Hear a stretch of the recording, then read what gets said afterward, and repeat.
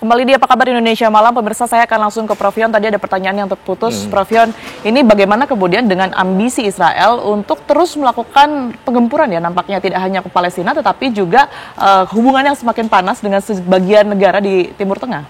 Ya, kalau kita lihat semangat Zionis ya, Yahudi Zionis Israel yang menginginkan the Greater Israel, yang wilayahnya itu kan tidak hanya wilayah Israel saat ini, tetapi kan membayangkan juga ya ekspansi ke Mesir, Lebanon, ya Jordan dan lain sebagainya. Nah, itu bisa terrealisasi dengan adanya ideologi perang gitu ya, karena perang itu menjadi salah satu urat nadinya untuk terus dijalankan.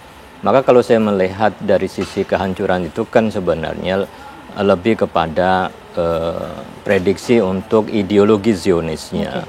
Jadi kalau kemudian perdamaian itu sudah dicapai, satu sama yang lain sudah agreement ya untuk peace ya, agreement, maka kan sebenarnya ideologi perang itu kan harusnya sudah selesai ya, kecuali nanti memang ada aspek-aspek bisnis ya untuk itu. Nah, kalau kemudian yang bergerak tadi adalah kelompok tengah, kemudian cenderung anti perang, maka kan sesungguhnya ya ideologi perang yang dibawa oleh Netanyahu untuk mempertahankan ya kekuasaannya itu bisa mengalami kejatuhan, karena semua kan sudah melihat dampak dari peperangan yang dirasakan oleh rakyat ya, baik terutama rakyat Israel itu sendiri. Tetapi kan kalau politisi dengan semangatnya kan masih terus berkobar-kobar. Nah, itu saya kira yang harus dilihat ya, agar kemudian semangat yang ekspansif itu, bahkan tadi kan disebut bahwa tepi barat itu juga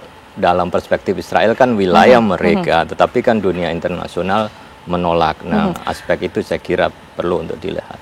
Baik, tapi Prof Yon, kalau toh narasi yang kemudian dimunculkan keruntuhan Israel 2 tahun lagi ini adalah benar begitu ya, apakah kemungkinan serangan Israel ke Gaza, Palestina ini juga bisa mempercepat terwujudnya hal tersebut, mengingat banyak negara juga yang sudah mengecam?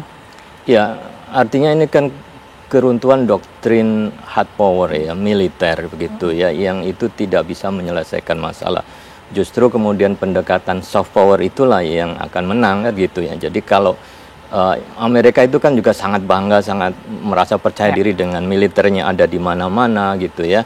Tetapi perkembangan ke depan nampaknya kalau saya melihat lebih kepada soft power, diplomasi, kerjasama gitu ya, yang orang akan lebih mau bersama-sama kalau ditawarkan kerjasama ekonomi, bukan diberikan ancaman, paksaan, diinvasi dan lain sebagainya. Nah, dari sisi ideologi perang itu mengalami kehancuran ya bisa saja, karena tren ke depan kecenderungannya adalah untuk membangun ya kerjasama dan diplomasi dan bukan untuk berperang. Mudah-mudahan begitu. Oke, baik. Kalau dari pandangan Mbak Dina sendiri seperti apa? Apakah kemudian isolasi diplomatik ini juga bisa mempercepat terwujudnya begitu ya, kalaupun benar ini narasi kehancuran dari Israel yang diprediksi 2 tahun lagi? Isolasi itu dilakukan juga terhadap Iran, terhadap Rusia, terhadap North Korea atau Korea Utara, dan sampai sekarang mereka masih ada. Ya, itu. Jadi bertahan begitu. Bertahan saja. Justru bukannya semakin mati, tapi mencari jalan terus. Tetangga kita tuh, Vietnam, 50 tahun lebih mereka terjerat dalam perang, dalam situasi yang embargo dan sama sekali tidak diuntungkan secara ekonomi. Tapi apa yang kita lihat, mereka justru makin makin semangat ya membuat reformasi, makin aneh-aneh reformasinya itu yang mereka lakukan demi keluar dari tekanan-tekanan eksternal.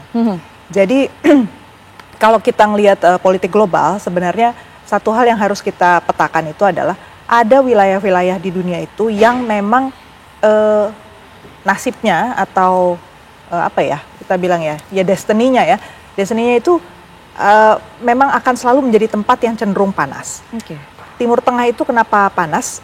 Saya kira selama paling nggak 10-20 tahun lagi ke depan juga masih akan cenderung panas, karena satu, resources mereka, sumber daya alam mereka itu dalam proses transisi ke energi terbarukan kan, di tingkat global itu semua bergerak ke sana.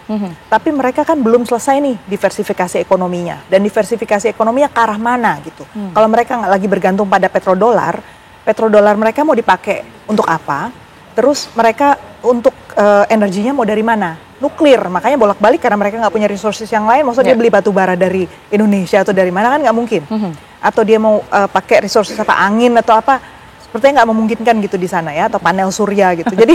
jadi nuklir makanya. Nah, padahal mengelola resources energi yang besar untuk industrialisasi, apalagi kita tahu semua alat-alat teknologi itu makan energi yang sangat besar. Bahkan kripto atau teknologi-teknologi tinggi itu semua pasti makan energi yang besar. Gimana caranya solusinya? Jadi sebenarnya ke depan itu harus dibayangkan ada negara-negara yang memang harus saling menggentarkan satu sama lain supaya mereka tidak adu. Tapi mereka memang sulit untuk dianggap murni bisa bekerja sama secara ekonomi seperti kita di Asia misalnya. Jadi kalau di Asia kita harus dorong itu bisa kembali lagi normal, kerjasama berbasis kolaborasi, sharing. Tapi kalau di Timur Tengah kemungkinan besar kecenderungannya itu masih akan kubu-kubu. Nah itu yang harus kita cari rumusnya sebenarnya dalam diplomasi. Maka kita harus pantau. Saat ini saya coba dorong orang untuk melihat Amerika Serikat dan Uni Eropa karena pergerakan di sana sangat dinamis. Demikian pula kalau di Asia lihat Tiongkok. Karena pergerakan mereka untuk mengambil alih peranan Amerika Serikat di PBB itu juga semakin nyata. Jadi mau dibawa kemana itu harus kita cermati. Baik, itu antara Israel dan juga negara-negara yang kemudian ini berpotensi baik itu menjadi ancaman ataupun juga secara tidak langsung berada di belakang Israel begitu ya, tidak hanya Amerika saja. Tapi kalau kita melihat di dalam negerinya saja, tadi mungkin sudah dibahas di awal Mbak Dina, ini kan sudah ada perpecahan begitu ya antara masyarakatnya. Apakah ini juga bisa sebagai indikator bahwa sebenarnya Netanyahu sudah tidak dipercaya lagi di sana? Netanyahu memang sudah tidak dipercaya lagi sebenarnya. Sebagian besar, makanya dia sulit membentuk mayoritas. Kalau di sana kan sistem parlementer berarti kan Perdana Menteri harusnya didukung oleh koalisi mayoritas. Nah dia kan gagal membentuk mayoritas. Ini hang parlemen yang gantung gitu kan. Jadi sebenarnya orang nunggu-nunggu ada pemilu lagi. Itu jadi dari sisi itu benar. Cuman masalahnya kok karena dia masih di backup oleh Trump dan saya kira ini momennya buat dia. Satu-satunya cara sekarang adalah desak Trump sedemikian rupa sampai dia mendapatkan segala yang dia butuhkan. Apalagi dia ibaratnya nothing tulus ya. Kalau dia turun dari jabatan kemungkinan besar akan masuk ke Mahkamah Internasional dan ditangkap. Jadi ya udah selesaikan apa yang dia mau, tunjukkan segala yang dia bisa gitu. Jadi itulah kenyataannya. Baik, kalau Anda sendiri melihat seperti apa Prof Yon dalam menyikapi ancaman ini begitu ya, Israel ini baik itu masyarakatnya ataupun juga elit politiknya ini menyikapinya sebagai propagandakah atau ancaman yang serius sebenarnya?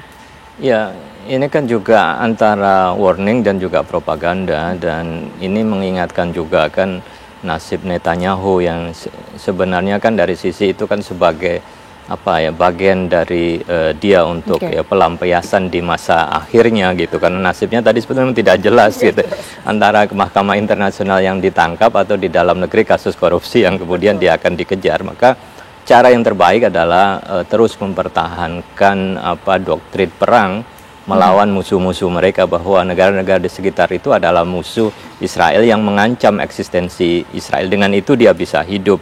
Tapi kalau itu sudah semakin tidak ya direspon oleh rakyat Israel ya, maka dia akan decline, dan tadi itu ideologinya akan mengalami kehancuran kalau kemudian rakyatnya sendiri tidak lagi respon dan menganggapnya itu ideologi penting yang harus diperjuangkan, dan memang itu yang perlu bagi rakyat Israel. Jadi ada jalan lain ya selain yang dilakukan dan dibayangkan oleh Netanyahu ya, seperti itu. Kalau dengan dunia Arab sendiri seperti apa Prof Yon merespons adanya Israel yang meretas keterpurukannya dia sendiri ya?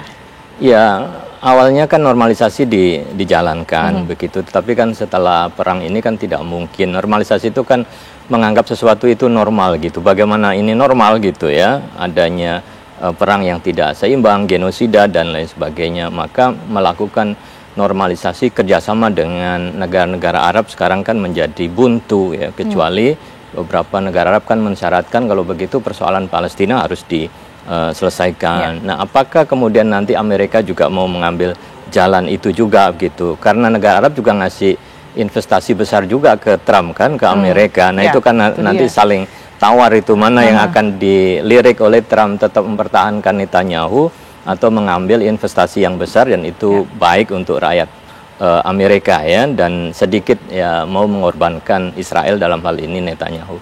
Oke, baik. Kita akan lihat ke depannya ya, sekalipun saya yakin tidak hanya di Indonesia saja, tapi masyarakat dunia yang sudah benci, sudah lelah begitu ya, lihat kebiadaban dari Israel ini akan berharap hal serupa begitu ya. Prof, terima kasih. Sama-sama. Kemudian juga Mbak Dina, terima kasih banyak atas perspektifnya yang sudah dibagikan di Apa Kabar Indonesia malam hari ini. Sehat selalu. Dan kami akan hadirkan Windy Wellington ya bersama kami saat ini. Windy. Ya, Tiara. Baik, kita akhiri ya Apa Kabar Indonesia malam hari ini, pemirsa. Sesaat lagi Anda akan menyaksikan kabar utama bersama dengan Laura Louis. Saya Tiara Harahap. Dan saya Windy Wellington, ya pamit undur diri. Terima kasih atas perhatian Anda. Selamat malam, sampai jumpa.